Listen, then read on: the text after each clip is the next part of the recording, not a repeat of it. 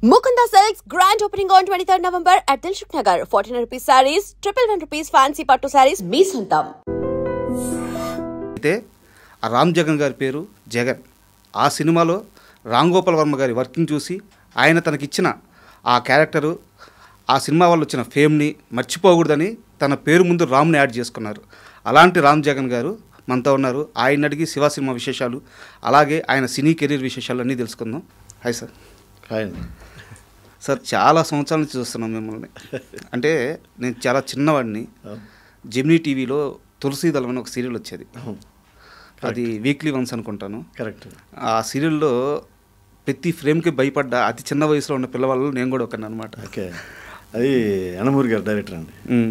అది తులసీదళం అని నవ్వాలి. అది దాంట్లో నేను కూడా, మీరు సీరియల్ చూశారు, నేను నవల్ చదివాను. అంటే నాకు నాలెడ్జ్ వచ్చినప్పుడు ఆంధ్రభూమిలో నవల్ చదవలేదు, ఆంధ్రభూమిలో వీక్లీ వచ్చేది. విపరీతమైన ఇంట్రెస్ట్గా చదివేవాడిని. అసలు నాకు సినిమా ఇండస్ట్రీకి వద్దాం అని ఐడియా లేదు. అది చదవటం, విపరీతమైన ఇంట్రెస్ట్ పెరగటం, ఆ శ్రీనివాస్ పిల్లే ఏం క్యారెక్టర్ అనుకోవటం, నేను ఇండస్ట్రీకి వచ్చిన తర్వాత ఆ క్యారెక్టర్ నాకు రావటం, అదేదో అంటారు కదా. అవును, అంతే.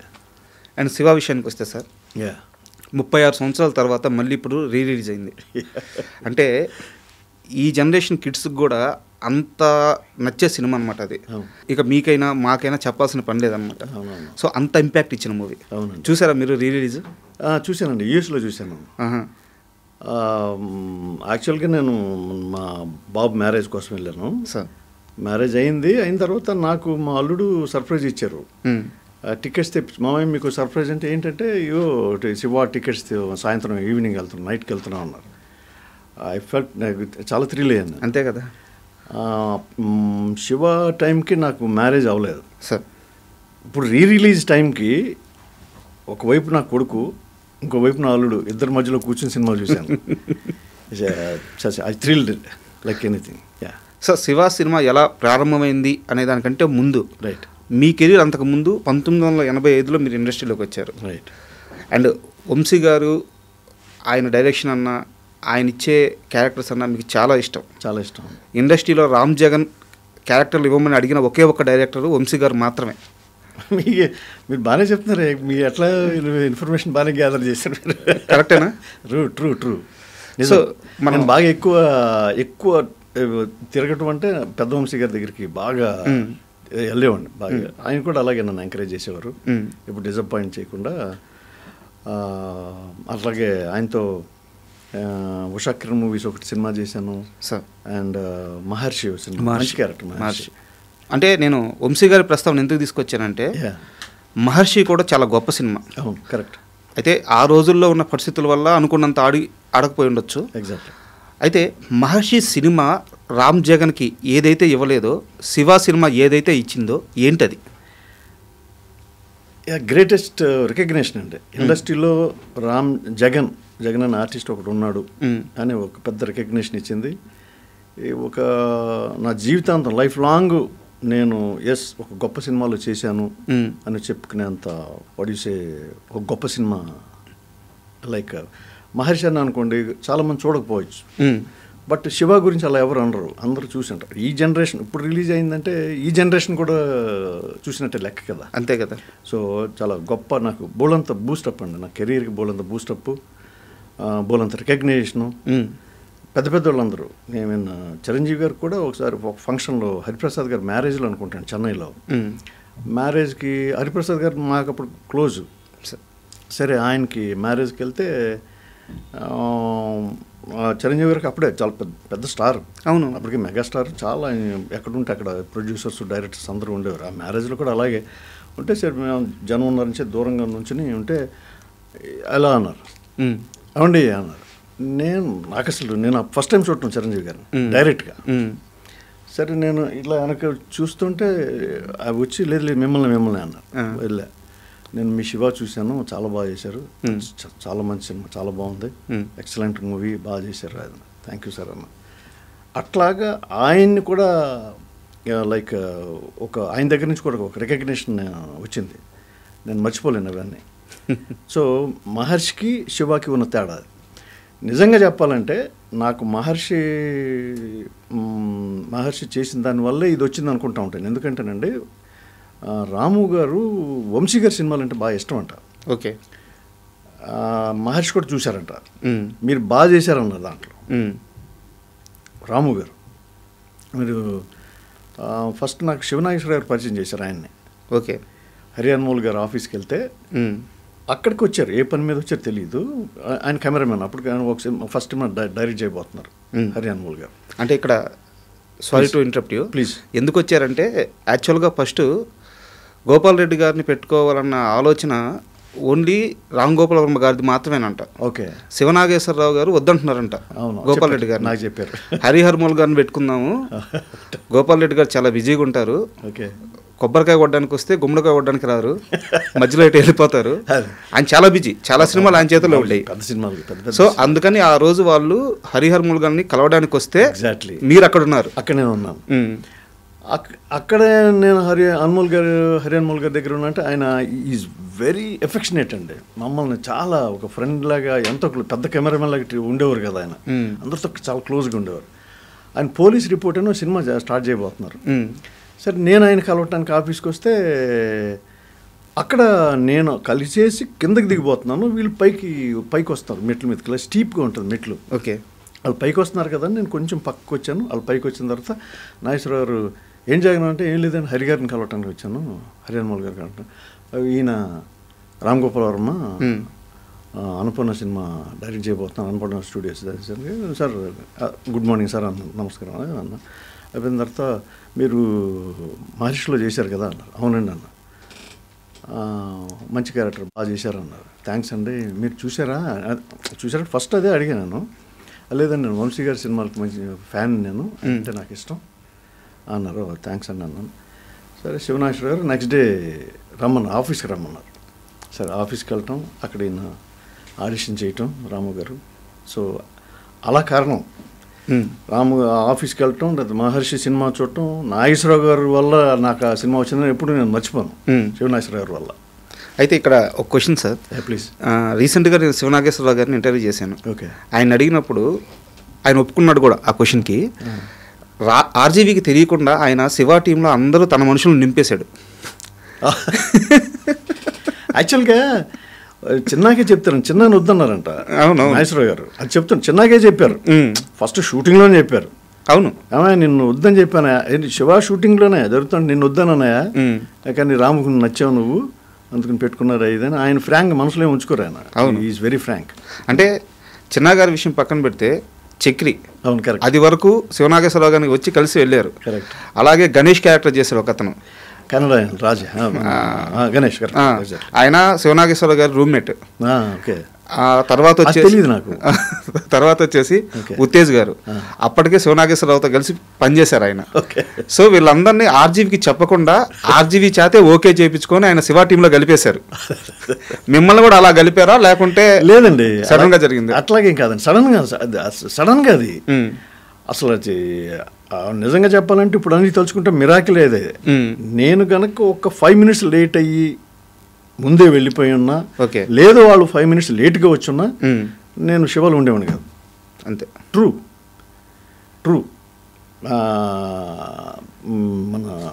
నేను హరిగారిని అసలు టోటల్గా హరిగారిని కలవడానికి రాకపోయి ఉంటే ఆ రోజు లేదు, నేను ఆ సినిమాలో ఉండేవాడిని కాదు డెఫినెట్గా. అంతే, ఎందుకంటే మీరు ఎలాగో వెళ్ళి అవకాశాలు నేను తక్కువ అంటే అడుగుతాను, అంటే ఎవరి దగ్గర నుంచి కాల్ వస్తే నేను వెళ్తానండి, పరిగెత్తుకెళ్తా. ఎవరి దగ్గర నుంచి అని వచ్చిందనుకోండి వెంటనే వెళ్తాను, ఇమీడియట్గా వెళ్తా. ఎవరు కొత్త డైరెక్టర్, చిన్న director, I never see that. మీకై మీరు వెళ్ళి కలవరు కదా ఎవరిని? ఏదో మీకు నచ్చిన వాళ్ళు, మీకు తెలిసిన వాళ్ళు. నచ్చటం కాదండి, నాకు నచ్చటం కాదు. అది ఎట్లా ఉంటుందంటే కొంచెం అలవాటు లేకేమో అడగటం, లైక్ ఏమనుకుంటారు, అవును, ఎట్లా రిసీవ్ చేసుకుంటారు, అంటే ఇవ్వకపోయినా పర్వాలేదు, ప్రాపర్గా రిసీవ్ చేసుకుంటారు లేదన్నా సంథింగ్ ఏదో అట్లా ఏదో ఉండేది. ఈయన చాలా ఫెంటాస్టిక్గా రిసీవ్ చేసుకున్నారు పెద్ద వంశీ గారు, పిన్సిట్ రవిరాజ గారు కూడా. నేను నా దగ్గర వర్క్ చేయలేదు కానీ హ్యాట్స్ ఆఫ్ ఆయనకి, హ్యాట్స్ ఆఫ్. అంతే, ఎక్సలెంట్. అసలు ఎంత ప్రేమగా ఇంట్లోకి పిలిచి కూర్చోబెట్టి కాఫీ ఇచ్చి సిగరెట్ దాగి చేయనట్టు లేసారు, అలవాటు లేదు. అంత గొప్పగా నేను మర్చిపోలేను ఆయన్ని. వర్క్ చేయలేదు, అలా ఉంటే నేను 10 సార్లు 4 సార్లు ఎప్పుడైనా వెళ్ళగలుగుతాను నేను. అంతే కదా, ఎవరైనా అంతే, ఎవరైనా హ్యూమన్ సైకాలజీ కరెక్ట్. అంతే తప్పించి వెళ్ళకూడదు అనే రూల్ ఏం పెట్టుకోలే. ఒక అలా అదేదో ఒక ఆర్జీవి గారు కలిశారు, రేపు రమ్మన్నారు, రైట్, ఆఫీస్కి వెళ్ళారు. అవును. తేజ గారు మీ మీద ఏదో పని చేశారంట. పంచే వేయలేదండి, పంచే వేయలే. అంటే ఆడిషన్ చేశాను, విపరీతంగా నచ్చింది. అంటే నాకు ఇప్పటికీ గుర్తు రాము గారి ఫేస్లో అంత వాట్ యు సే ఒక, అంటే నేను చేసింది ఎలా చేస్తానో కూడా నాకే తెలియదు. అంతకుముందు ఎప్పుడు చేయలేదు నేను. అది ఒక బిట్ ఏదైతే పెర్ఫామ్ ఏదైతే చేశానో అది అంతకుముందు నేను ఎక్కడ చేయలే. సో నాగేశ్వరరావు గారు ఈయన నాగేశ్వరరావు చాలా బాగుంది కదా, వండర్ఫుల్ అన్నారు, అయిపోయింది. నెక్స్ట్ డే మార్నింగ్ రమ్మన్నారు. నెక్స్ట్ డే మార్నింగ్ అంటే ఓకే, అప్పటి వరకు ఉన్నది ఏంటంటే ఎస్ ఓకే, నేను ఓకే అనుకుంటున్నాను, నేను సెలెక్ట్ అయ్యాను అనుకున్నా. నెక్స్ట్ డే మార్నింగ్ రమ్మంటే నేను ఈవినింగ్ వెళ్ళాను. నాకు పని వల్ల సంథింగ్ నాకు గుర్తులేదు, కానీ ఈవినింగ్ వెళ్ళా. జగన్ పొద్దున్న రమ్మంటే ఇప్పుడు వచ్చేవేంటి, రాము గారు ఇప్పుడే వెళ్ళాడు అని. సారీ సార్ అని చెప్పా పని గురించి. సరే రా అని మళ్ళీ సేమ్ అంతకు ముందు రోజు ఆడిషన్ చేసిన రూమ్లోకి తీసుకెళ్ళి కూర్చోబెట్టి తేజ మన లెటర్ హెడ్ ఇది ఉంటుంది కదా, లెటర్ హెడ్ మీద అన్నపూర్ణ స్టూడియోస్ లెటర్ హెడ్ మీద డేట్లు రాసి డేట్లు రాసిస్తే చాలా డేట్లు ఉన్నాయి.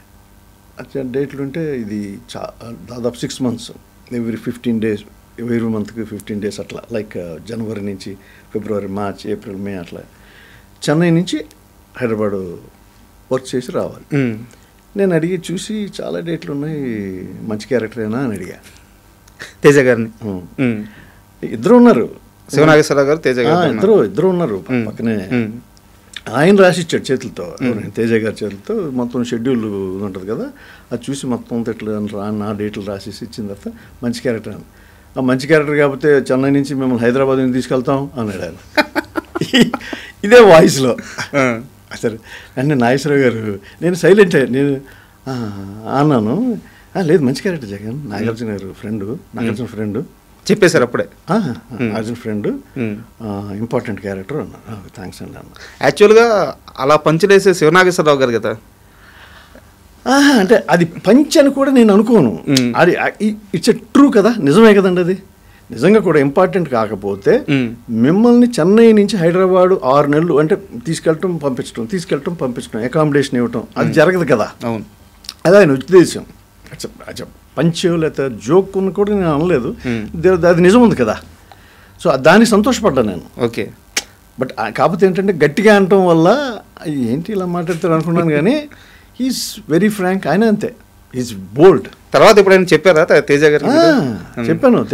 తర్వాత నేను 3-4 years బ్యాక్ అనుకుంటే ఎక్కడ ఎక్కడ కనపడితే, తేజ మీరు రాసిచ్చిన డేట్లు నా దగ్గర ఇంకా ఉన్నాయన్న. నిజమా? ఉన్నాయి నా దగ్గర, పేపర్ ఉంది. అంటే మీరు ఇదివరకే మహర్షి సినిమాకి చేసినప్పుడు 5 months ఏమో వర్క్ చేశారు మహర్షికి? కాదండి, 52 days స్ట్రెచ్. ఓకే, 52 రోజులు స్ట్రెచ్, ఎక్కడికి కదలకుండా, ఊరు కూడా వెళ్ళకుండా. అది కూడా పెద్ద క్యారెక్టరే. పెద్ద క్యారెక్టర్. 52 days 52 రోజులు వైజాగ్లో ఓషన్ వ్యూ హోటల్లో కంటిన్యూస్గా వర్క్ చేసాం కదలకుండా. చెన్నై నుంచి ఎక్కాం శివాజీ రాజా, దాంట్లో చాలామంది ఉన్నారు ఫ్రెండ్స్లో, మహర్షి గారికి ఫ్రెండ్స్. దాంట్లో మెయిన్ శివాజీ రాజా అండ్ దీంట్లో జేడి ఫ్రెండ్స్లో మురళి అని ఒక ఆయన ఉన్నారు, గోదూరు మురళి, ఆయన కూడా దాంట్లో ఉన్నారు మహర్షిలో. ఓకే, మహర్షి క్యారెక్టర్. మేమందరం కలిసి వెళ్ళాము. బయలుదేరిన దగ్గర నుంచి మళ్ళీ 52 రోజుల తర్వాత మళ్ళీ చెన్నై వచ్చాం. అట్లా స్ట్రెచ్ చేసాం. అదొక హిస్టరీ. అయితే శివ ఫస్ట్ డే షూట్ మీ క్యారెక్టరేషన్ అనుకుందాం. అవును, అంటే అందరికీ కొత్త శివ. మీ దగ్గరికి వస్తే మీరు అప్పటిదాకా చేసిన యాక్టింగ్ ఒకటి, అప్పటిదాకా ఉన్న కెమెరాస్ ఒకటి, ఎగ్జాక్ట్లీ అప్పటిదాకా ఇచ్చిన కెమెరా లుక్ ఒకటి, డిక్షన్ ఒకటి, అండ్ డైలాగ్ డెలివరీ ఒకటి. బట్ శివతో అన్నీ మారిపోయినాయి. రైట్. ఫస్ట్ డే ఏమనిపించింది రామ్ గోపాల్ వర్మ డైరెక్షన్ చూస్తుంటే? చాలా చాలా ఎక్సలెంట్, వండర్ఫుల్ క్వశ్చన్ వేశారు. ఎందుకు వండర్ఫుల్ అన్నానంటేనంటే, అంతకుముందు వంశీ గారి సినిమాలు చేశాను, నారాయణమూర్తి గారి సినిమాలు కూడా చేశాను, నారాయణమూర్తి గారి సినిమాలు కూడా చేశాను. ఆయన ఇలా చేయండి అనరు, నారాయణమూర్తి గారు అలా చేయండి అలా చేయండి అంటారు, డైలాగ్ ఏదో చెప్తారు, గట్టిగా చెప్తే వెరీ గుడ్ బాస్ అంటారు. ఆయన ఒక ఎక్సలెంట్ క్యారెక్టర్ నా లైఫ్లో. సో మీరు అడిగిన క్వశ్చన్కి ఆన్సర్ ఏంటంటే, ఆ రోజున లైటప్ చేస్తున్నారు, నేను లొకేషన్కి వచ్చున్నాను. అప్పుడు మేకప్లు ఎవరికి లేవు, శివాకి ఎవరికి లేవు. సుధాకర్ గారు అప్పటికే బిజీ, ఆయన బిజీ మా అందరికంటే చాలా సినిమాలు చేస్తున్నారు ఆయన. శుభలేఖ సుధాకర్ గారు ఆయన కూడా మేకప్ వేసుకునేవారు కాదు. నాకు గుర్తుండి ఫెయిర్ అండ్ లవ్లీ ఇలాంటి క్రీమ్ ఏదో సంథింగ్ ఏదో ఉంటే జస్ట్ అది రాసుకుని షార్ట్లోకి వచ్చేవారు పొద్దున. అది గుర్తుంది సుధాకర్ గారి గురించి. మరి అమల గారు అప్పటికే హీరోయిన్ కదా, బిజీ, వేరే అదర్ లాంగ్వేజ్లో కూడా చేస్తున్నారు ఆవిడ, తమిళ్ వాటిలో కూడా చేస్తున్నారు, తెలుగు సినిమాలో కూడా. ఆవిడ మేకప్ వేసుకున్నారేమో కానీ మాకెవ్వరికి నో మేకప్. సరే నేను కాస్ట్యూమ్స్ వేసుకున్నాను, వచ్చి లొకేషన్లో అనిపెట్టి లైటప్ చేస్తున్నారు. నుంచుంటే జగన్ అన్నారు, జగన్ సార్ అన్న.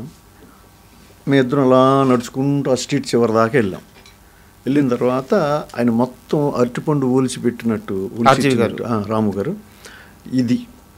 అప్పటికే అసలు నేను ఫస్ట్ డే షూటింగ్, నాకు తెలియదు అంతకుముందు ఏం జరిగిందో దాని తర్వాత ఏం జరుగుతుందో నాకు తెలియదు. మీరు నాగార్జున దగ్గరికి ఇట్లా వెళ్తారు సినిమాకి రమ్మని, తను రాడు, నువ్వు సుధాకర్ వెళ్ళిపోతారు. వెళ్ళిన తర్వాత వాళ్ళిద్దరూ మళ్ళీ సినిమాకి వస్తారు. అది చూసి ఒక సీన్ ఉంటుంది, అమ్మాయి అడిగేసరికి సినిమాకి వచ్చాడని చెప్పి అది సీన్ ఉంటుంది, అయిపోతుంది. సినిమాలో ఇలా సాంగ్ ఏదో ఉంటుంది, అది అయిపోయిన తర్వాత మళ్ళీ బయటకు వచ్చిన తర్వాత ఆటో ఎక్కి వెళ్ళిపోతే నేను రమ్మంటారు, లేదు మా ఇల్లు పక్కనే అని చెప్పి నువ్వు నడుచుకుంటూ వెళ్తావు అని ఇంత డీటెయిల్గా చెప్పిన డైరెక్టర్ ఎవరు లేరు అప్పటి వరకు నాకు. ఓకే, అంటే ఇన్ ద సెన్స్ అంత ఇంపార్టెంట్ క్యారెక్టర్ చేయలేదు అని చెప్పొచ్చు. నిజంగా చెప్పాలంటే చేశాను, క్యారెక్టర్ చెప్పేశాను, కానీ ఇంత డీటెయిల్గా ఒక సీన్కి ఇంత డీటెయిల్గా చెప్పింది అప్పటి వరకు ఎవరు లేరు. ఇక ఫ్యాంటాస్టిక్ అని లోపలే చాలా సంతోషపడ్డాను. ఓకే సార్, అలాగే సార్ అన్నాను. ఇది చాలా ఇంపార్టెంట్ సీను అన్నారు. అలాగే కదా, ఏ సీన్కి ఆ సీన్ ఇంపార్టెంట్ కదా, ఆ సెన్స్లోనే చెప్పుకుంటారు అనుకున్నాను. అలాగే సార్, డెఫినెట్గా సార్ అన్నాను. ఎంత ఇంపార్టెంట్ అంటే అన్న సార్ అన్న, ఈ సీన్ చెప్పే నాగార్జున ఇంప్రెస్ చేశాను అన్నారు. అబ్బా, అప్పుడు ఇట్లా కొట్టుకుంది అంతే కదా. అరే బాపురే, ఇంత ఇంపార్టెంట్ సీనా అనుకున్నాను నేను. నాకు బాగా గుర్తు, నేను మర్చిపోను, ఎప్పటికీ మర్చిపోలేను. అప్పుడు టెన్షన్ స్టార్ట్ అయింది, పైకి కనిపించకుండా. కాబట్టి సార్ అలాగే సార్, మంచి థ్యాంక్ యూ సార్. నేను ఏమన్నానో నాకు గుర్తులేదు. అయ్యింది. చేసేటప్పుడు కూడా మామూలుగా చేసేసాను నేను, అంతే మామూలుగా చేశాను. నా డ్యూటీ ఎప్పుడు ఎట్లా ఉంటుందంటే, డైరెక్టర్ చెప్పింది రీచ్ అవటమే. అదేండి 70% రీచ్ అవుతానా, 90%, 100% రీచ్ అవుతానా, I don't know. But effort పెట్టడం అనేది ఎప్పుడు బ్రెయిన్లో ఉంటుంది నాకు. సరే అది చేసేసా. డిఫరెంట్గా, చాలా డిఫరెంట్గా ఉంది. షార్ట్ లైన్ సెన్స్ నాకంటే సినిమా చూసి ఇంత డిఫరెంట్గా ఉందా అని అనుకునేంత నాలెడ్జ్ లేదు నాకు అప్పుడు షూటింగ్ చేసేటప్పుడు. నార్మల్గానే అన్ని సినిమాలతో పాటు అది కూడా చేసుకుంటూ వెళ్ళాను. బట్ ఈయనేంటి ఇంత డిఫరెంట్గా చేస్తున్నాడు, ఈయన ఇంత డీటెయిల్గా చెప్తున్నాడు, మంచి డైరెక్టర్ అనే ఇంప్రెషన్ ఉంటుంది తప్పించి ఎంత డిఫరెంట్గా ఉంటుందని చెప్పి నేను స్క్రీన్ మీద చూసి నేను డబ్బింగ్ చెప్పే వరకు నాకు ఆ సీన్ గురించి తెలియదు నాకు. ఓకే, అంతే, నిజంగా ఇంపార్టెంట్ సీన్ అది మీరు చెప్పినట్టు. అయితే మీరు 36 సంవత్సరాల తర్వాత చాలా మందికి ఉన్న ఒక డౌట్ని క్లియర్ చేశారు. చెప్పండి. ఇండస్ట్రీలో చాలామంది ఆర్జీవి ఏం చెప్పి నాగార్జున పడేశాడు, ఛాన్స్ ఎలా తెచ్చుకున్నాడు అని చెప్పి అందరికీ వాళ్ళకి ఒక కాన్స్పిరసీ థియరీ రాసేసుకున్నారు. ఇంగ్లీష్లో కథ చెప్పి పడేశాడని చెప్పి కొంతమంది, హిప్నటైజ్ చేశాడని చెప్పి కొంతమంది రకరకాలుగా మాట్లాడుతూ వచ్చారు. బట్ నాగార్జున గారిని ఒప్పించింది మీ సీన్ చెప్పి. యాక్చువల్గా నాకు అప్పుడు గుర్తుంది నాకు, కానీ మొన్న ఒక క్లిప్ పంపించారు సంబడి సందీప్ రెడ్డి గారితో మాట్లాడతా. సందీప్ రెడ్డి గారు కాదు ఇది మన స్వప్న గారే ఎవరితోనో మాట్లాడతా శివ గురించే, ఎక్స్క్లూజివ్ శివ ఇంటర్వ్యూ అది. ఆయన చెప్పారు, ఇది నేను చెప్పింది ఆయన చెప్పారు, నేను మీకు చెప్పాను. ఆయన ఏడు ఇలా వాడు నరేష్ నడుచుకుంటూ వస్తాడు, ఇట్లా థియేటర్ నుంచి వస్తూ ఉంటారు, అది ఆవిడ అడిగినట్టున్నారు. నాకు క్లిప్ పంపిస్తే మీరు నాగార్జున గారిని ఎలా ఇంప్రెస్ చేశారో అని అడిగితే ఈ సీన్ చెప్పారు ఆయన. ఓ మై గాడ్, ఆయన మర్చిపోలేదు అనమాట. మర్చిపోలేదు ఇన్ ద సెన్స్ అది నిజంగా జరిగింది కదా. అంతే కదా. సో నాకు కూడా గుర్తుంది, అంత ఇంపార్టెంట్ సీన్ అది. సో అది అయిపోయింది. యాక్చువల్గా డబ్బింగ్ స్టేజ్కి వచ్చిన తర్వాత మొత్తం అంతా వేసి చూపించారు. ఏదో అప్పుడు ఈ టీవీలో కాదు కదండి, పెద్దది. మా మోహన్ లాల్ గారు మామగారు థియేటర్, అది డబ్బింగ్ థియేటర్, అది సుజాత డబ్బింగ్ థియేటర్. అక్కడ మొత్తం పోస్ట్ ప్రొడక్షన్ చెన్నైలోనే. సరే మొత్తం అంతా సినిమా లాగానే చూస్తాం. అప్పటికి స్క్రీన్ అంటే డబ్బింగ్ ఇంత పెద్ద స్క్రీన్ ఉండేది అక్కడ. చూసిన తర్వాత ఒకసారి చూడు అన్నారు. చూశాను. ఆయనే ఉండరు డబ్బింగ్లో. మామూలుగా అయితే కో-డైరెక్టర్స్ ఉంటారు, ఆయనే దగ్గరుండి చేయించుకున్నారు. ఆయన వీళ్ళందరూ ఉంటారు, నాగేశ్వరరావు గారు ఉన్నారు, వంశీ కృష్ణవంశీ వీళ్ళందరూ ఉన్నా కూడా ఆయన పర్టికులర్ కూర్చుని ఒకసారి చూడు అన్నారు. చూశాను. ఏది నన్ను కొట్టేది, మరి ఏం కాన్ఫిడెన్సో తెలీదు, కరెక్ట్గా ఎక్కేసింది. మొత్తం అంతా ఎక్కేసి సార్ వెనకాల కదండి అని చూసి వెళ్ళిపోదాం సార్, సింగిల్ టేక్ వెళ్ళిపోదాం, ఒకేసారి వెళ్ళిపోదామా, బిట్లు కాదంటే వెళ్దాం సార్ అన్న. కొడతా ఉంటే పర్ఫెక్ట్ ఆ ఎఫెక్ట్లు, ఆ దెబ్బతినే ఎఫెక్ట్లు మొత్తం అంతా ఉంది కదండి. బ్యాట్లతో కొట్టేది, తన్నేది అంతా మొత్తం అంతా రాయి మీద వేసి కొట్టే వరకు సింగిల్ టేక్లో చేస్తే ఆయన గ్లాస్ రూమ్లోంచి బయటకు వచ్చి షేక్ అండ్ ఇచ్చి వెళ్ళారు ఆయన. ఒకటే షాట్, ఒకటే టేక్ డబ్బింగ్కి. యాక్చువల్గా అయితే నేను మహా చేదస్తాం, నేను సరిగ్గా చేయలేదని చెప్పి వన్ మోర్ నేనే ఇంజనీర్ని అడుగుతాను. నేను కో-డైరెక్టర్ని, ఇంజనీర్ని వన్ మోర్ చేద్దామని, నాకు ఇది బెటర్మెంట్ కోసం అడుగుతా. అది అలా జరగలేదు.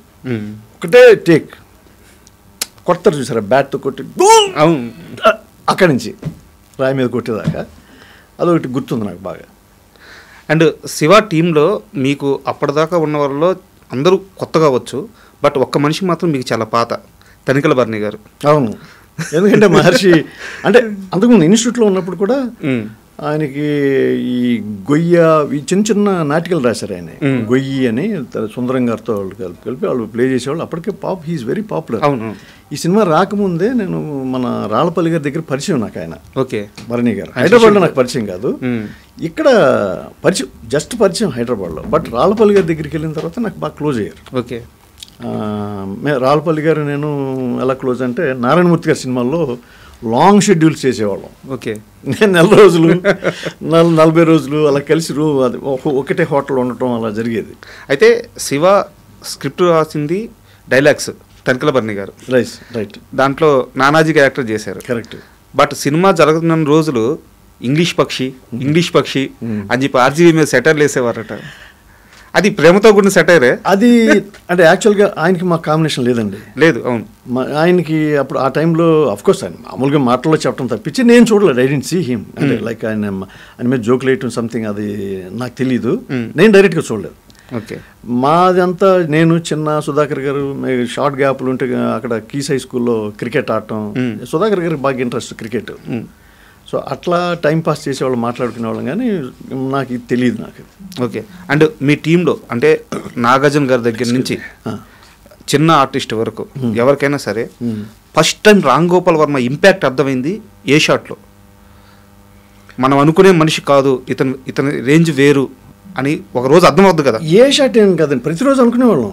ప్రతిరోజు అనుకుంటే అంటే ఇంత అద్భుతంగా తీస్తున్నారనేది స్క్రీన్ మీద చూసిందే అర్థమైంది. ఈయన డిఫరెంట్ డైరెక్టరు అది అర్థమవుతుంది. ఎందుకంటే చాలా న్యాచురల్గా చేయమంటున్నాడు ఆయన. Very natural. అసలు దాంట్లో అసలు ఆర్టిఫిషియాలిటీ అనేదే కనబడట్లా ఎవరి పెర్ఫార్మెన్స్లో కూడా. అంతకుముందు చూసిన షూటింగ్లకి ఇంకొకటి ఏంటంటే ఎక్విప్మెంట్లు డిఫరెంట్ ఎక్విప్మెంట్లు కనపడుతున్నాయి అక్కడ. ఎందుకంటే డే లైట్స్ బాంబే నుంచి తెప్పించారు ఆ రోజున. స్టడీ క్యామ్ నేను లైఫ్లో స్టడీ క్యామ్ ఫస్ట్ టైం చూశాను నేను. అంటే ఇంగ్లీష్ సినిమాలు చూసుంటా, బట్ ఇది స్టడీ క్యామ్ అని నాకు తెలియదు. అవును, మనకు తెలియదు కదా. ఈ షార్ట్ స్టడీ క్యామ్లో తీసారన్న విషయం నాకు తెలియదు కదండి. నేను స్టడీ క్యామ్ చూశాను అండ్ క్రాప్ ట్రాలీ చూశాను. క్రాప్ ట్రాలీ అంటే అది ఎటువైపోయినా వెళ్తుంది. ఓకే, అది నాకు తెలిసి ఆ రోజు నేను ఉన్నట్టున్నాను. నేను ఈయన రఘువరన్ గ్లాస్ పట్టు కుర్చీలో కూర్చుంటే ఇలా వెళ్తుంది ఆయన దగ్గరికి కెమెరా. అది క్రాప్ ట్రాలీ అంటారు దాన్ని. దాని తర్వాత మళ్ళీ నేను ఎక్కడ చూడలేదు దాన్ని. అది బాంబే నుంచి తెప్పించారు. స్టడీ క్యామ్ ఇవన్నీ డిఫరెంట్గా జరుగుతున్నాయి, కానీ ఇదేదో ఒక అద్భుతం జరుగుతుందని మాత్రం అప్పుడు ఆయన ఎవరు ఎక్స్పెక్టెడ్. ఓకే, నేను ఇప్పుడు ఎక్స్పెక్ట్ చేయలే. మీరు ఫస్ట్ టైం ఫ్లైట్ ఎప్పుడు ఎక్కారు? నేను చాలా సంవత్సరాలు అయిందండి ఎక్కి, అంటే లైక్ శివ టైంలో అయితే కాదు, దానికంటే ముందే. అంటే శివ గురించి ఎందుకు అడిగానంటే చిన్న గారికి కోరికంట ఫ్లైట్ ఎక్కాలి. తెలుసు, నాగేశ్వరరావు చెప్పారు నాకు చాలాసార్లు చెప్తుంటారు ఆయన. ఆ టికెట్ కూడా చిన్న దగ్గర ఉంది ఇప్పటికీ. టికెట్ ఫస్ట్ టైం ఫ్లైట్ ఎక్కిన టికెట్ చిన్న దగ్గర ఉంది. ఇంకా ఈయన వాంటెడ్గానే ఎల్లుండి చేద్దామంటే కాదు రేపు చేసేద్దాం రాము గారు అని చెప్పి అర్జెంటుగా చిన్న బయలుదేరి రమ్మని చెప్పడం, ఫ్లైట్లో తీసుకురావడం వాంటెడ్గా నేను దీన్ని రప్పించాను చిన్న అంటూ ఉంటారు ఆయన. అయితే ఆర్జీవి గారికి పక్కనే ఉన్నారు, చాలా హెల్ప్ చేశారు, బట్ ఆయనకి చాలా అబద్ధాలు చెప్పారు శివనాగేశ్వరరావు గారు. ఏం మామూలేండి అవన్నీ, అంటే సినిమాకి హెల్ప్ అయ్యే అబద్ధాలు అంతే అంతకంటే ఉంటుంది. అండ్ శివ రిలీజ్ తర్వాత ఓకే మీకు వచ్చిన పెద్ద అప్లాజ్ అంటే ఏంటి? పెద్ద అప్లాజ్ అసలు అన్బిలీవబుల్ అండి. ఎవరు కనపడినా కూడా అసలు చుట్టుముట్టేస్తున్నారు. అసలు రికగ్నిషన్ అన్బిలీవబుల్ అది చెప్పలేను. అది అప్పుడు సెల్ ఫోన్స్ లేవు, ఫొటోస్ లేవు, ఏంటి కింద ఈ మన సిగరెట్ ఇవి ఉంటాయి చూసారా, సిగరెట్ పెట్లు ఉంటాయి చూసారా, దాన్ని చించేసి దాని మీద కూడా ఆటోగ్రాఫ్ల కోసం తీసుకొచ్చేవాళ్ళు పిల్లలు. అంటే గుంపులు వందల మంది, అసలు విపరీతమైన రికగ్నేషన్. మా పేర్లేంటే తెలియదు, నరేష్, ఆ చిన్న, జేడి, సినిమాలో క్యారెక్టర్ నేమ్స్ అంతే అని నన్ను చాలామంది సజెస్ట్ చేశారు. అప్పటికి ఇంక నువ్వు శివ నరేష్ అనేవాళ్ళు. ఏమో ఒకవేళ పెద్ద నరేష్ గారు లేకపోతే, అప్పటికే ఆయన బిజీ హీరో ఆయన. అవును, పెద్ద నరేష్ గారు, అదే ఇప్పుడు నరేష్ గారు అప్పుడు బాగా బిజీ హీరో. ఆయన లేకపోతే ఏమన్నా మళ్ళీ నేను నరేషే ఉండేదేమో నా పేరు. అయితే శివ సక్సెస్ తర్వాత ఒకానొక రోజు చాలాసేపు బాత్రూంలో ఉండిపోయారంట, బయటికి రాలేక ఆడియన్స్ వల్ల.